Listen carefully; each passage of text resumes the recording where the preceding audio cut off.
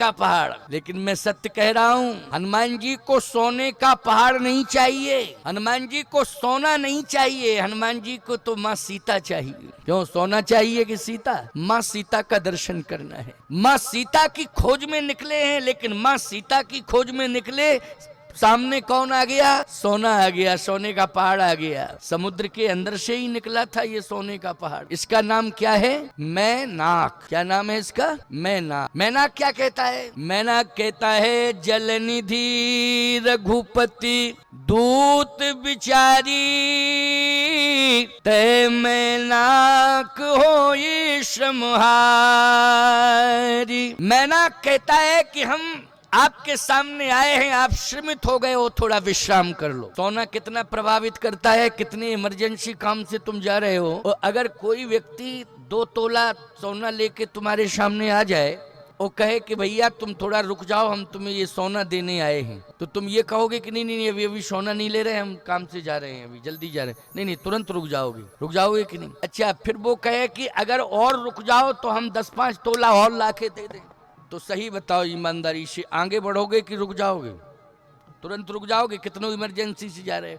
अच्छा, 10-5 तोला लाके अगर उसने दे दिया और फिर वो कहे और रुक जाओ तो 2-4 किलो लाके दे दे, तो बोलो तुम आगे बढ़ोगे कि रुक जाओगे? जल्दी बोलो, रुक जाओगे। और 2-4 किलो सोना लाके उसने कहीं दे दिया, फिर तो तुम ये कहोगे इसी तरह लाते रहो तो जिंदगी भर यहीं रुके रहे, हम कहीं जाएंगे ही नहीं, भाड़ में गए वो सब काम धाम दुनिया के, हम यहीं पर रहेंगे, तुम तो लाके देते रहो। सीधी सी बात है। बोलो लोभ में कितनी बड़ी ताकत है, कितनी बड़ी ताकत है लोभ में। लेकिन हनुमान जी महाराज सोने के पहाड़ को भी महत्व नहीं दे रहे। बोलो दे रहे हैं क्या? नहीं नहीं। क्यों? जिसके पास सोना ज्यादा आ जाता है, अभिमान उसी के पास आ जाता है। क्यों भाई? सोना संपत्ति जिसके पास ज्यादा आ जाए तो ईमानदारी के साथ बताओ, अभिमान आ जाता है कि नहीं आ जाता है? हनुमान जी ने कहा कि ये भी सामने जो आया है, ये भी कहता है मुझे स्वीकार करो, मुझे स्वीकार करो, मुझे स्वीकार करो। ये ज्यादा सोना संपत्ति ये अभिमान दिलाते हैं। तो मैं चर्चा कर रहा था कि संपत्ति से अभिमान आता है कि नहीं आता है? ज्यादा बल आ जाए तो अभिमान आता है, ज्यादा बुद्धि आ जाए तो अभिमान आता है, धन आ जाए तो अभिमान आता है। लेकिन हनुमान जी महाराज ने समुद्र के तट पर ही, बल की बात तो हुई लेकिन बल पर ध्यान नहीं दिया, उन्होंने तो विनम्रता पर ध्यान दिया। विनम्रता, जीवन में बल हो लेकिन हम बल पर ध्यान न दें, हम विनम्र हो जाएं। धन आ जाए, धन पाकर के हमें धन के प्रति आकर्षित नहीं होना चाहिए और धन का गुलाम नहीं बनना चाहिए। धन आएगा, सामने आएगा और वो कहेगा मुझे स्वीकार करो, और आपने यदि ध्यान नहीं दिया और धन के प्रति ही आपका आकर्षण हो गया तो निश्चित है कि आपको शांति रूपी सीता नहीं मिलेंगी। क्योंकि धन जिसके पास ज्यादा आ जाता है, शांति सबसे पहले चली जाती है, शांति सबसे पहले जाती है। धन ज्यादा आता है और शांति सबसे पहले गायब होती है। आप कहो महाराज जिसके पास धन नहीं है उसके पास तो अशांति रहती है, वो सबसे ज्यादा चैन की नींद सोता है। हमने देखा है मजदूर हमारे यहाँ काम करते हैं आश्रम में, वो सबसे ज्यादा नींद लेते हैं, वो चैन से सोते हैं। सोने का पहाड़ कितना सोना होगा कल्पना करिए आप, कल्पना से परे है। लेकिन सोने का पहाड़ आया, ये भी अभिमान का ही प्रतीक है, क्योंकि ये कहता है मुझे स्वीकार करो, सोना मिल जाए अभिमान आ जाता है। हनुमान जी ने कहा नहीं नहीं, आप आए, आपको नमस्कार कर रहा हूं, प्रणाम कर रहा हूं, लेकिन अभी मैं स्वीकार नहीं करूंगा। ये सोना किसने दिया था? समुद्र ने ही दिया था। समुद्र से ही माध्यम बनी, यद्यपि देवताओं ने सुरसा को भेजा, लेकिन सुरसा मिली कहां बोलो भाई?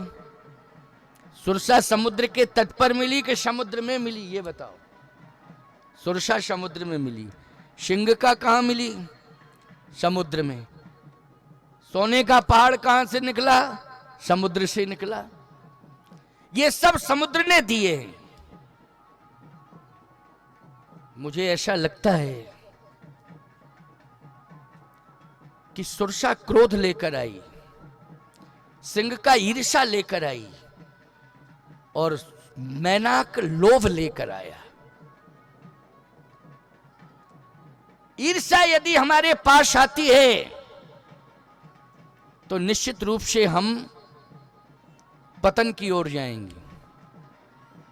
क्रोध हमारे जीवन में आता है, निश्चित है हम पतन की ओर जाएंगे। लोभ यदि हमारे जीवन में आता है, निश्चित है हम पतन की ओर जाएंगे। और यदि हमने लोभ, ईर्ष्या, क्रोध इन सब का त्याग कर दिया तो निश्चित है कि हमें तट भी मिल जाएगा और जिस लक्ष्य की प्राप्ति के लिए हम निकल पड़े हैं वह लक्ष्य की प्राप्ति भी हो जाएगी। जैसे हनुमान जी भगवती श्री जानकी जी के दर्शन के लिए निकले थे तो हनुमान जी महाराज की यात्रा में तमाम बाधाएं आईं, लेकिन उनको मां जानकी का दर्शन मिला। क्यों? उन्होंने सोने का त्याग किया, लोभ का त्याग किया। ईर्ष्या आई, प्रभावित करना चाहती थी हनुमान जी को, हनुमान जी ने त्याग किया।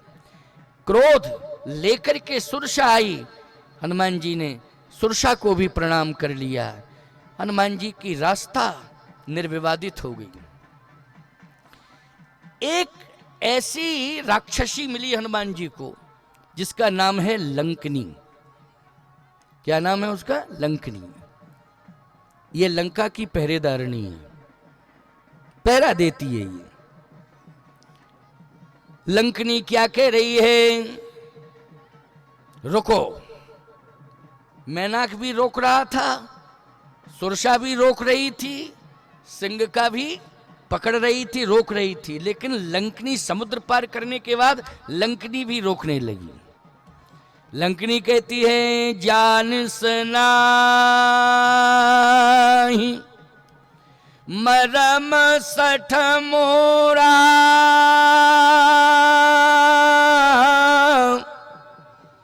मोर यार जहां लग चोरा। मैं चोरों को खाती हूं, चोरों को, इसलिए चोर मेरे आहार हैं। बहुत अच्छा हुआ, भूख लग रही थी, इतने में तुम आ गए, चोर मिला, आज मैं तुम्हें खाऊंगी। हनुमान जी ने कहा कि मैं तो चोर नहीं हूं। लंकनी बोली नहीं नहीं चोर हो तुम। हनुमान जी ने कहा देखो मैं चोर नहीं हूं, जो लंका की गद्दी पे बैठा है रावण वो असली चोर है। मैं तो उस चोर का पता लगाने आया हूं, चोरी का पता लगाने आया हूं। उसने मेरी माता जी की चोरी की। क्यों महाराज चोरी की कि नहीं की? किसने की थी? रावण ने। तू उसकी पहरेदारनी है, वो सबसे बड़ा चोर है, उसने मेरी मां की चोरी की है। उसे क्यों नहीं खाती है? मुझे क्यों खा रही है? मैं कहां चोर हूं? सिद्ध करो कि मैं चोर हूं। मैंने कभी चोरी की हो? अच्छा बोलो भाई, हनुमान जी ने कभी चोरी की? आप लोगों ने कहा नहीं की। क्यों? इसलिए कि हमेशा कथा सुनते हो, कभी किसी वक्ता ने नहीं कहा होगा हनुमान जी ने चोरी की। हनुमान जी ने तो चोरों का पता लगाया है।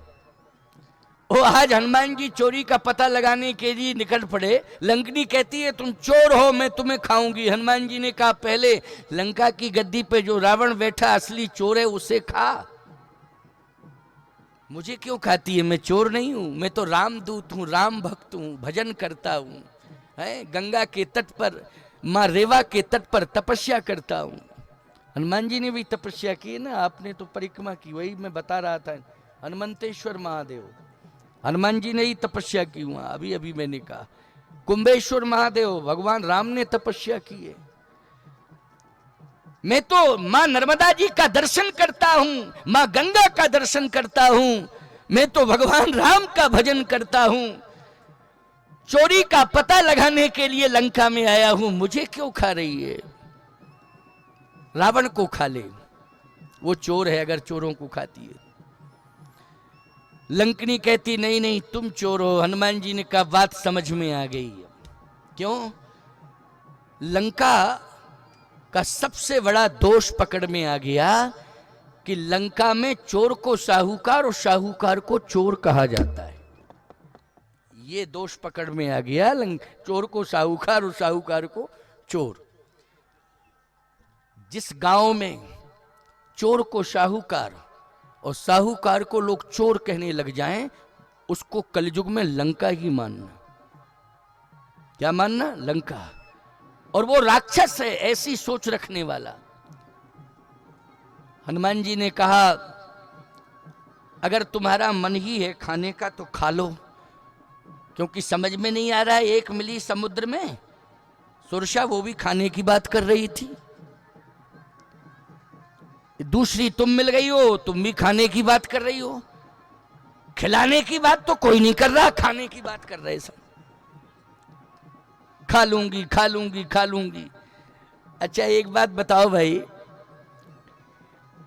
अगर लोग खाने की ही बात करें, खिलाने की बात ना करें, तो मुझे तो लगता है कि संस्कार लंका वाले हैं कि खाने की ही बात हो रही है, खिलाने की बात ही नहीं।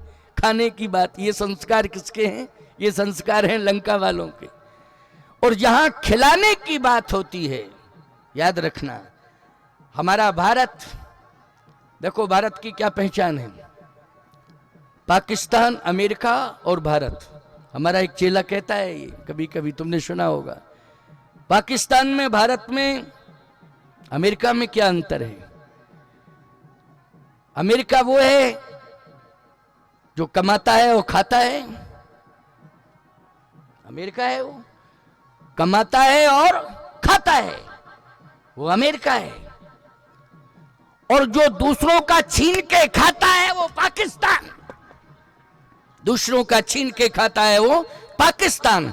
और जो कमा के दूसरों को खिलाता है वो हिंदुस्तान है। जो स्वयं कमाता है लेकिन पहले दूसरों को खिलाता है वो हिंदुस्तान है। इसलिए अपने गांव को लंका मत बनाओ, गांव को पाकिस्तान मत बनाओ। हिंदुस्तान में रहते हो तो गांव को हिंदुस्तान में अयोध्या धाम बना दो, मिथिला धाम बना दो प्यारे हैं। मिथिला धाम, अयोध्या धाम। आज एक छोटा सा गांव कितना बड़ा धाम बन गया, राज राजेश्वरी धाम बन गया कि नहीं? ये छोटा सा गांव आज राज राजेश्वरी धाम के नाम से प्रसिद्ध हो गया। चाहे जितने बड़े बड़े धाम स्वामी जी बना लें, नैमिषारण्य में, चाहे ओंकारेश्वर में, लेकिन तपस्थली तो हीरापुर राज राजेश्वरी धाम ही मानी जाएगी। तपस्या यहीं की है। चाहे जितने बड़े बड़े धाम बन जाएं, 50 बन जाएं, 1000 बन जाएं, लेकिन हीरापुर धाम, छोटा सा गांव था, आज धाम बन गया है। प्रसिद्धि स्वामी हीरापुर वालों के नाम से ही है। प्रसिद्धि किस नाम से है? हीरापुर वाले स्वामी जी के नाम से प्रसिद्धि। ये गांव जो है धाम बन गया है। मां नर्मदा जी की कृपा है, मां राज राजेश्वरी जी की कृपा है। हनुमान जी ने कहा कि आज समझ में आया कि लंका की सबसे बड़ी कमी यह है कि लंका में चोर को साहूकार और साहूकार को चोर कहा जाता है। मैं लंका के दोष को दूर करूंगा। आ गया हूं तो सबसे पहले लंका के दोष को दूर करूंगा। स्वामी जी इस गांव में आए। स्वामी जी ने सोचा गांव क्षेत्र जितना भी है, मेरी यही तपस्या होगी कि मैं दोषों को दूर करूंगा। किसको दूर करूंगा? दोषों को दूर करूंगा। संत का काम क्या है बोलो भाई? संत का काम यही है। संत सम्मान लेने नहीं आता है, जहां भी जाता है दोषों को दूर करने के लिए जाता है। ये तो भ्रम है लोगों का कि सम्मान पाने के चक्कर में घूमते फिर रहे हैं, पैसा लेने के चक्कर में घूमते फिर रहे। काहे का पैसा, काहे का सम्मान? याद रखना, जिसको भगवान मिल जाता है उसके सामने सम्मान बौना होता है। बौना होता है कि नहीं होता है, हैं? जिसको भगवान मिल जाता है सम्मान बौना होता है उसके सामने। और याद रखना, जिसको राम रतन धन मिल जाता है, संसार का भौतिक धन कोई महत्व नहीं रखता है उसके सामने। चाहे स्वामी जी महाराज हो, चाहे हम हो, चाहे और संत हों, ये तो राम रतन धन पा चुके हैं। क्या पा चुके हैं? राम रतन धन। मीराबाई ने पायो जी मैंने राम रतन धन पायो। ये चित्तौड़ का धन खजाना कोई मायने नहीं रखता है, कोई महत्व नहीं रखता है। मैं आपसे पूछना चाहता हूं, यदि खजाना महत्वपूर्ण होता तो अयोध्या का खजाना भी बहुत बड़ा महत्वपूर्ण खजाना था। अवध राज सुरराज सिहाही, दशरथ धन लग धनद लजाही। भगवान ने कहा छोड़ो ये खजाना, खजाना वजाना लेने के लिए मैं नहीं आया हूं, फिर साधु संतों का दर्शन करने के लिए। और जहां जहां भी कमियां हैं उन कमियों को दूर करूंगा जा जा करके। बोलो महाराज, यही किया ना राम जी ने? खजाना फजाना छोड़ा कि नहीं छोड़ा? कितना बड़ा खजाना था अयोध्या का। देवराज इंद्र और कुबेर लज्जित होता था, लेकिन छोड़ दिया। इसके लिए मैं नहीं आया हूं, मैं वहां वहां जाऊंगा जहां जहां कमियां हैं, जहां जहां दोष हैं, इनको दूर करूंगा। इसके लिए मुझे अपमान सहना पड़े, मैं अपमान सहूंगा। भगवान राम ने और भगवती सीता ने, दोनों ने अपमान सहा है, लेकिन जहां जहां भी पहुंचे हैं वहां वहां के दोषों को दूर किया है। अपमान सह करके भी दोषों को दूर किया है। ये भगवान राम ने और भगवती सीता ने किया है। बोलो किया है कि नहीं किया है?